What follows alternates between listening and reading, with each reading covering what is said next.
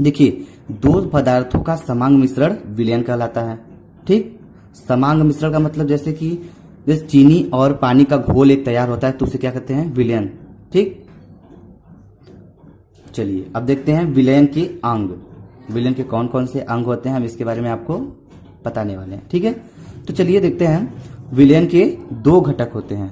ठीक, कौन कौन से होते हैं इसके बारे में आपको बताया जाए। देखिए, पहला होता है विलेय। ठीक, दूसरा क्या होता है, विलायक।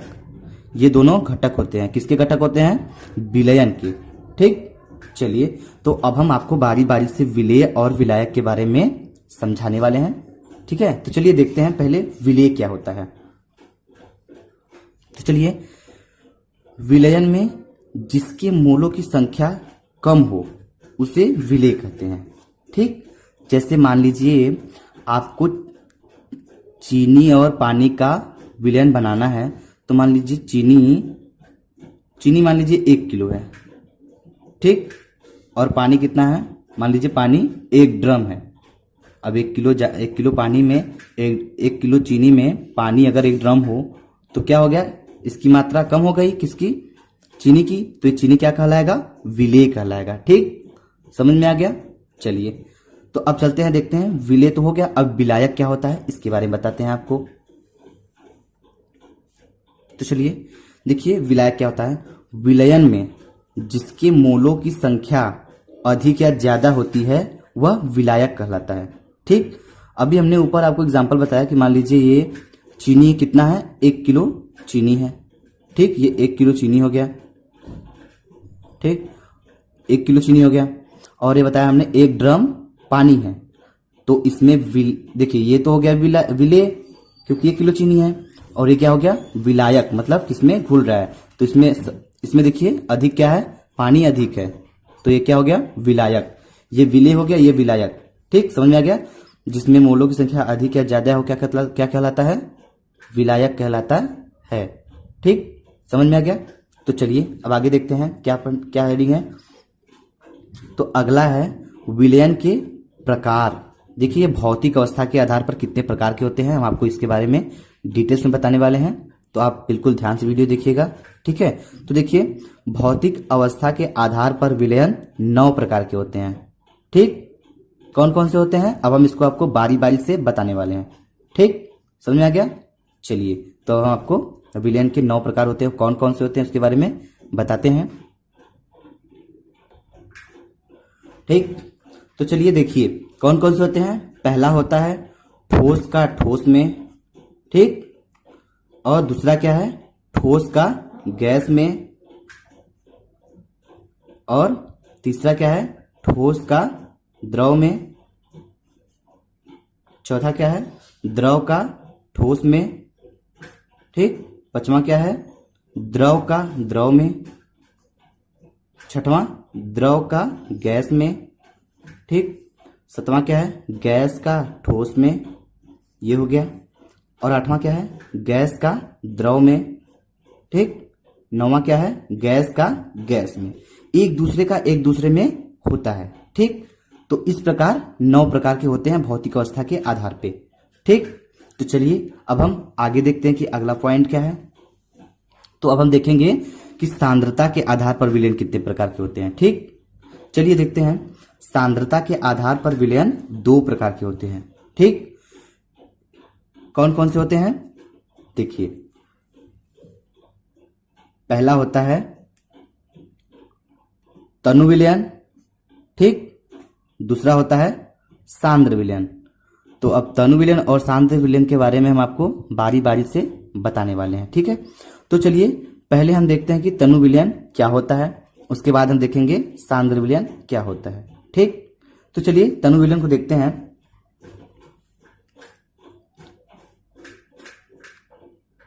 देखिए, ऐसे विलयन जिसमें विलेय की बहुत कम मात्रा घुली हो तो इस प्रकार के विलयन को तनु विलयन कहते हैं। ठीक, किसकी मात्रा कम घुली हो, विलेय की। समझ में आ गया। तो विलेय क्या होता है, जिसे अभी हमने आपको पहले बताया कि विलेय होता है, विलायक होता है, उसके बारे में बता दिया। ठीक, तो जिसमें विलेय की मात्रा बहुत कम मात्रा में घुली होती है उसे क्या कहते हैं, उस विलयन को क्या कहते हैं, तनु विलयन कहते हैं। ठीक, समझ में आ गया। ठीक, मान लीजिए कि अगर 1 चम्मच, ठीक है, 1 चम्मच चीनी ले लें और 1 बाल्टी पानी ले लें। ठीक,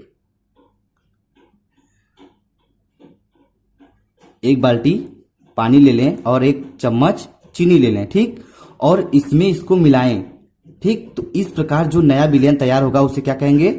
तनु विलयन। ठीक है, क्योंकि इसमें घुल कौन सा रहा है? विलायक। अरे जो ये चीनी है तो इसकी मात्रा कम है, ये विलेय है तो इसकी मात्रा कम है, तो ये जो घुलेगा इसमें, तो इस प्रकार जो विलयन तैयार होगा उसे क्या कहेंगे? तनु विलयन।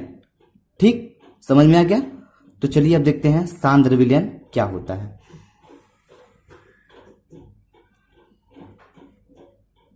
ठीक, तो देखिए सांद्र विलयन ऐसे विलयन जिसमें विलेय की बहुत अधिक मात्रा घुली हो, तो इस प्रकार बने विलयन को सांद्र विलयन कहते हैं। ठीक, समझ में आ गया। चलिए तो देखते हैं। ठीक, तो जैसे देखिए कि मान लीजिए अगर हम 10 किलो चीनी ले लेते हैं, ठीक, और पानी कितना लेते हैं? मान लीजिए पानी आधा बाल्टी ले लेते हैं, आधी बाल्टी पानी ले लिए और चीनी कितना ले लिए?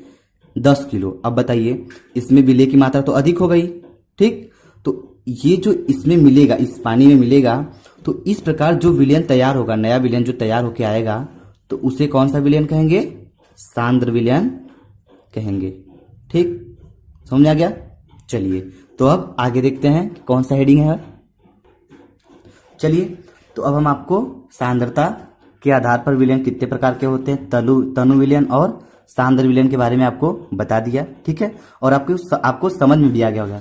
तो चलिए अब हम देखते हैं कि विलेयता के आधार पर विलयन कितने प्रकार के होते हैं। ठीक, अगली हेडिंग यही है। तो देखिए विलेयता के आधार पर विलयन 3 प्रकार के होते हैं। ठीक, कौन कौन से होते हैं उसको हम देखते हैं। ठीक है, पहला देखिए होता है संतृप्त विलयन। ठीक, दूसरा है असंतृप्त विलयन और तीसरा है अति संतृप्त विलयन। ठीक है, इन तीनों के बारे में हम आपको बारी बारी से एकदम डिटेल्स में बताने वाले हैं। ठीक है, तो आपसे रिक्वेस्ट है कि वीडियो थोड़ा ध्यान से देखिएगा ताकि आपको अच्छे से समझ में आ सके, कहीं कंफ्यूजन ना हो। ठीक है, तो चलिए अब हम पहले देखेंगे कि संतृप्त विलयन क्या होता है। ठीक, उसके बाद हम इन दोनों को बताएंगे। चलिए तो देखते हैं संतृप्त विलयन। तो देखिए संतृप्त विलयन क्या होता है? ऐसे विलयन जिसमें विलेय की और मात्रा न घोली जा सके, तो इस प्रकार के विलयन को संतृप्त विलयन कहते हैं। ठीक, समझ में आ गया। ठीक, तो जैसे मानिए कि अगर हमने 1 गिलास पानी ले लिया और इसमें चीनी मिलाकर एक विलयन तैयार कर दिया, ये तैयार हो गया। ठीक है, इसमें और अब हम विलेय की मात्रा मतलब और चीनी नहीं डाल सकते हैं, तो मतलब विलेय होता चीनी ही हो जाएगा। ठीक है, उसको डालेंगे पानी में तो ठीक, तो इस प्रकार जो होता है उसे संतृप्त विलयन कहते हैं। मतलब इसमें और हम विलेय की मात्रा नहीं घोल सकते हैं, तो इस प्रकार क्या कहलाएगा? ये संतृप्त विलयन कहलाता है। ठीक, समझ में आ गया। तो चलिए अब हम आगे देखते हैं दूसरा क्या है। दूसरा है असंतृप्त विलयन। ठीक, तो देखिए ये क्या होता है? असंतृप्त विलयन क्या होता है? तो ऐसा विलयन जिसमें विलेय की और मात्रा घोली जा सके। ठीक, तो इस प्रकार के विलयन को असंतृप्त विलयन कहते हैं। ठीक, संतृप्त में तो हम विलेय की मात्रा और नहीं घोल सकते। ठीक, लेकिन असंतृप्त में और घोल सकते हैं, एकदम उल्टा है। ठीक है, तो इस प्रकार हम इसको कह सकते हैं कि यह असंतृप्त विलयन होता है। समझ में आ गया। ठीक, तो चलिए अब हम देखते हैं तीसरा कौन सा है। तीसरा है अति संतृप्त विलयन। ठीक, तो देखिए अति संतृप्त विलयन क्या होता है? ये दोनों से अलग है। ठीक, देखिए जब संतृप्त विलयन को गर्म करके उसमें और भी विलेय की मात्रा घोली जाए, तो इस प्रकार जो विलयन तैयार होता है उसे अति संतृप्त विलयन कहलाता है। ठीक, जो संतृप्त विलयन है उसे हीट करेंगे यानी गर्म करेंगे, फिर उसके बाद उसमें घोल सकेंगे, तो इस प्रकार के विलयन को क्या कहेंगे? अति संतृप्त विलयन कहते हैं। ठीक, समझ में आ गया तीनों आपको। विलेयता के आधार पर विलेयन कितने प्रकार के होते हैं, हमने आपको तीनों बताया, 3 प्रकार के होते हैं। उसके बारी बारी से उसके बारे में आपको बता दिया, ठीक है। और हमें उम्मीद है कि आपको अच्छे से समझ में आया होगा, ठीक, समझ में आया होगा। तो चलिए अब हम आगे देखते हैं कि अगला हेडिंग कौन सा है, ठीक। ठीक, तो चलिए देखते हैं अगला हेडिंग है विलयन की सांद्रता को व्यक्त करने की विधियां, ठीक। विलयन की सांद्रता को व्यक्त करने के लिए कौन कौन सी विधि है उसके बारे में हम अब जानेंगे, ठीक है। तो देखिए अब जैसे जैसे आगे बढ़ेंगे वैसे वैसे इंपॉर्टेंट टॉपिक आता रहेगा, ठीक है। तो देखिए अभी तक तो हमने आपको उसका ट्रेलर दिखा रहा था, लेकिन अब पिक्चर आगे चलने वाला है, ठीक है। तो देखिए इसके आगे अब जैसे जैसे आगे बढ़ रहे हैं वैसे आने वाला, तो आप समझ लीजिएगा, ठीक है। थोड़ा चैप्टर डिफिकल्ट नहीं है, सिंपल ही है, लेकिन आप लोग तो इसको हार्ड बना देते हैं बोल बोल के। चलिए तो देखते हैं कि क्या होता है, ठीक है, कौन कौन सी विधि होती हैं। तो देखिए विलयन की सांद्रता को व्यक्त करने की 3 विधियां होती हैं, ठीक।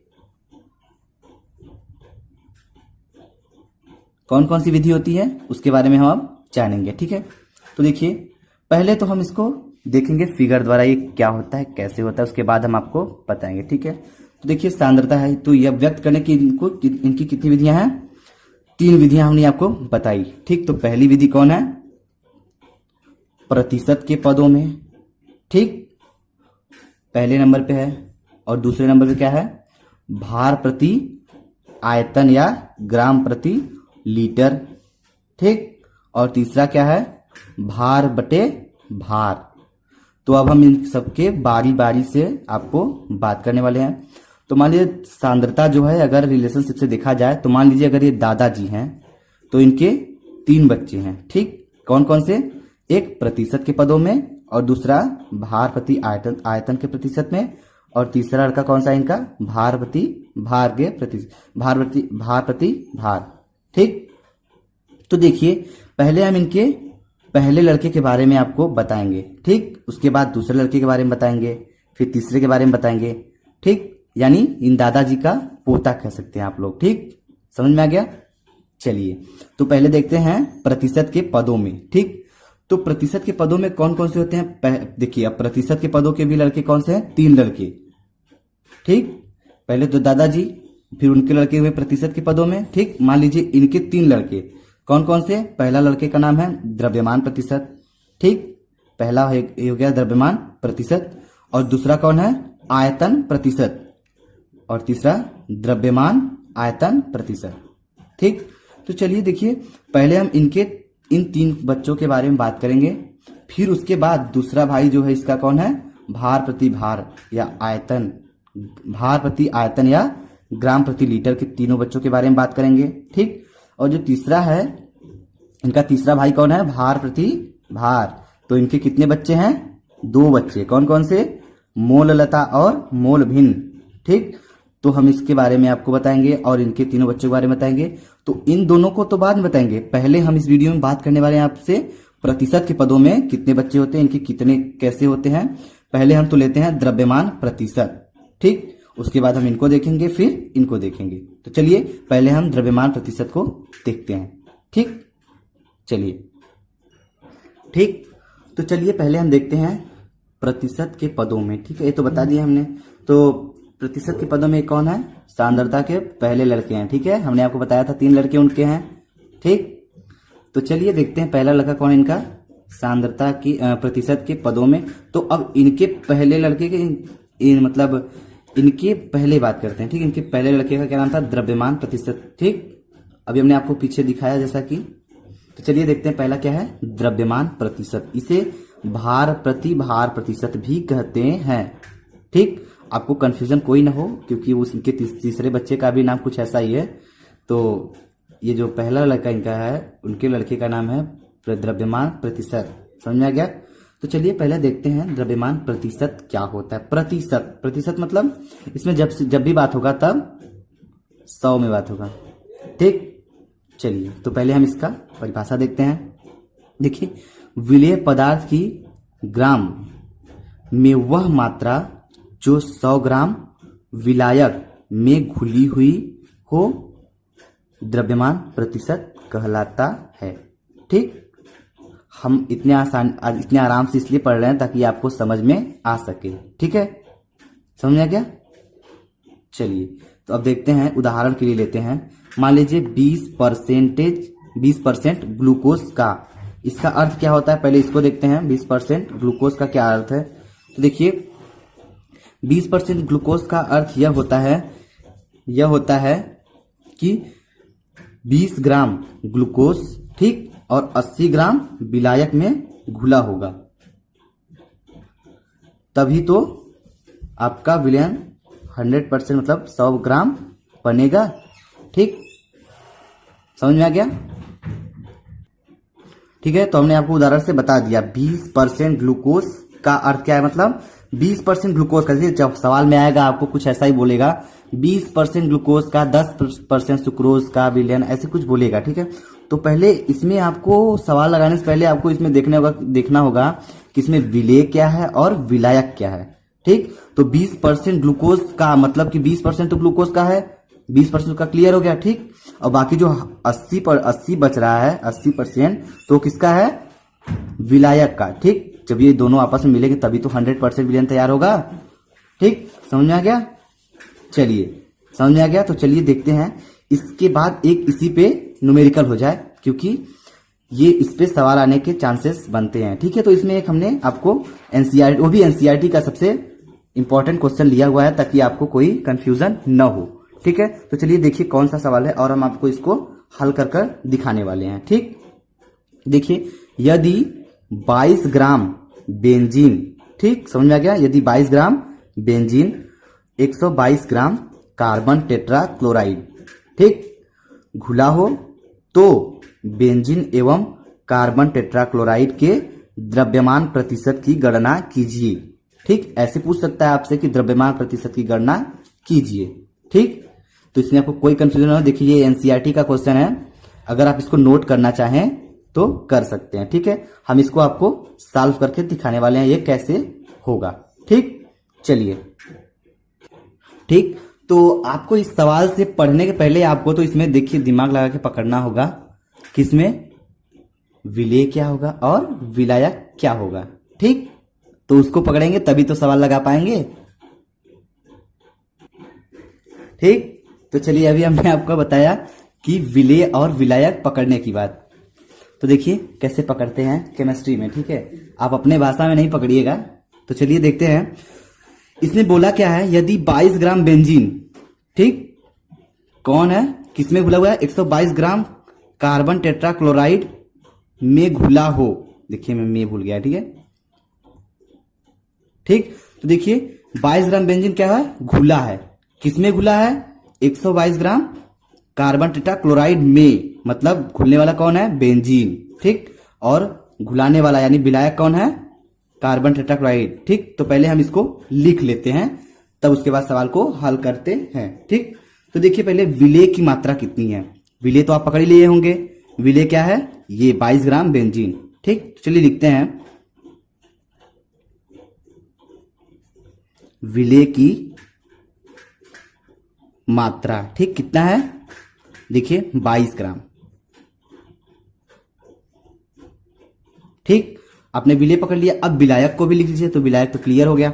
देखिए विलायक की मात्रा भी लिख देंगे।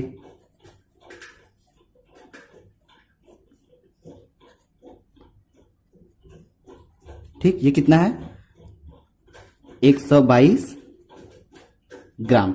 ठीक, इसको पहले आप लिख लीजिए। ठीक है, देखिए हमने लिखकर दिखा दिया। अब इसके बारे में हम एकदम स्टेप बाय स्टेप बताने वाले हैं। ठीक है, ताकि आपको कोई भी कंफ्यूजन ना हो पाए। तो पहले तो हमने ये लिख दिया, इसके बाद ये लिख दिया, अब उसके बाद क्या करने वाले हैं अभी देखते रहिएगा। ठीक है, ठीक, तो चलिए देखिए, अब विलेय की मात्रा और विलायक की मात्रा मिलेगा तो क्या बनेगा, विलयन की मात्रा। ये दोनों मिलेंगे तभी तो विलयन तैयार होगा। तो चलिए देखते हैं, विलयन की मात्रा बराबर, देखिए इसको और प्लस इसको जोड़ देंगे। ठीक, तो हो जाएगा 22 प्लस 122। ठीक, इसको जोड़ेंगे तो क्या आएगा, 2 2 4, फिर 2 2 4, फिर 1, 144 आएगा। ठीक, ग्राम में है तो ग्राम में ही आएगा, ये नहीं कि आप किलोग्राम लगा दीजिएगा। ठीक है, आ गया। अब चलिए हम क्या निकालते हैं, विलेय का द्रव्यमान निकालते हैं। ठीक, जैसा हमने आपको बताया कि इसमें द्रव्यमान प्रतिशत की गणना करना है, तो पहले हम विलयन की मात्रा आपको दिखा दिए ताकि इसमें भी कोई कंफ्यूजन न रहे आपको। तो चलिए अब द्रव्यमान, तो देखिए पहले हम निकालेंगे विलेय के द्रव्यमान की प्रतिशत। ठीक है, तो देखिए, तो चलिए पहले हम विलेय के द्रव्यमान प्रतिशत निकालते हैं। तो देखिए विलेय की द्रव्यमान प्रतिशत, ठीक, इसके बराबर क्या होगा। तो चलिए पहले विलयन की निकाल के देखते हैं। तो इसमें क्या होगा, देखिए पहले विलेय की मात्रा, तो विलेय की मात्रा कितना है 22 ग्राम, ठीक, बटे कुल विलयन की मात्रा, मतलब विलयन कितना है 144 ग्राम, तो यहां लिखेंगे 144, ठीक, गुणे 100 क्योंकि हमको प्रतिशत निकालना है। हो गया। तो चलिए अब हम इसको काटते हैं। ठीक, काट दे। अब आप लोग तो काटने में माहिर है, आप चाकू से भी काटेंगे तो वो मत काटिएगा। ठीक है, तो हम इसको पेन से काट के दिखाने वाले हैं। ठीक है, चलिए तो देखिए 2 एकम 2 और 2 एकम 2, ये हो गया। ठीक, आप तो मैथ के स्टूडेंट है, आप तो इस सब में एक्सपर्ट होंगे।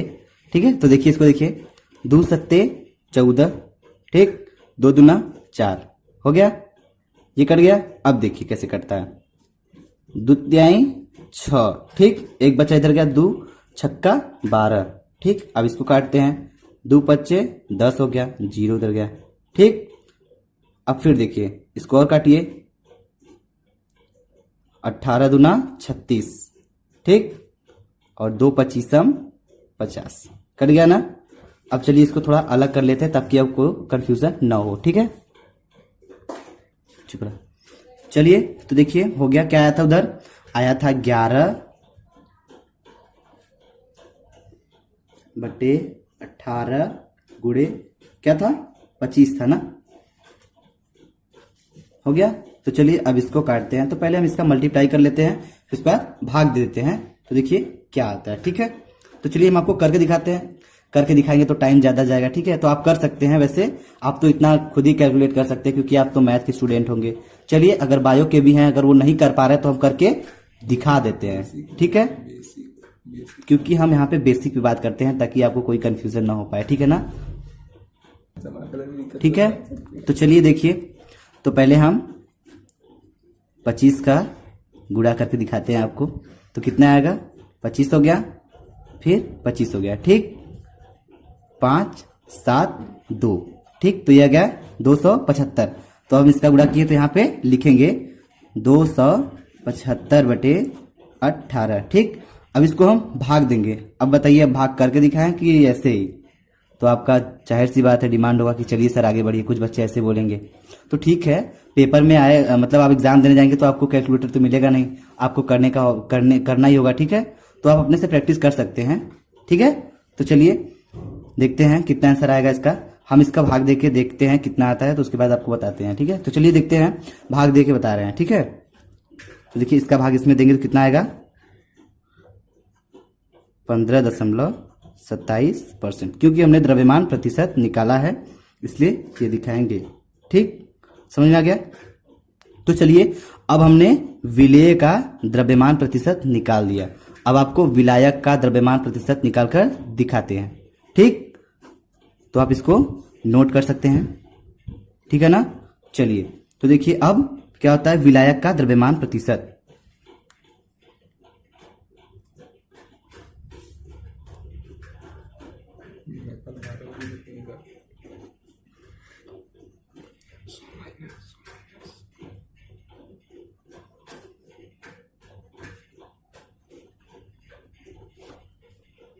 ठीक, तो चलिए देखते हैं। ठीक है, तो चलिए देखिए इसका क्या था, विलायक का मात्रा कितना दिया हुआ था 122, ठीक, 122 बटे कुल विलयन का मात्रा कितना दिया था 144, ठीक, गुणे 100। ठीक, अगर आप इसको हल करेंगे तो आएगा जैसे हमने आपको इसका हल करके दिखाया था, बिल्कुल आप वैसे ही कीजिएगा। ठीक है, तो कर लेंगे। तो चलिए देखते हैं इसका कितना आएगा,